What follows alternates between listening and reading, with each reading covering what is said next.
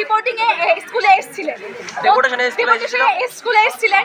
আজকে কালকে উনার লাস্ট ডেট ছিল, আজকে থেকে উনি আসেন।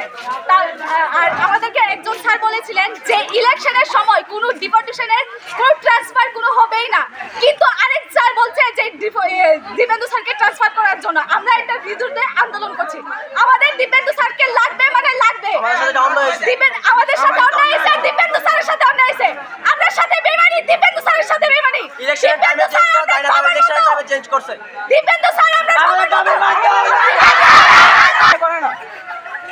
অনেক সময় ডাক্তার কেমন লাগে আনলে খালি উল্টা পাল্টা জিনিস খালি করবো, কেরা কাল লাগে বেরিয়েছে, কেরা কই আছে, এটি খালি করবো। আর আমরা যে এত ইয়ে করতেছি, আমরা যে এডুকেশনের ভিতরে এত বুঝিতেছি, এটা কি কেউ জানে না। ক্লাসে ক্লাসে ক্লাসে করাই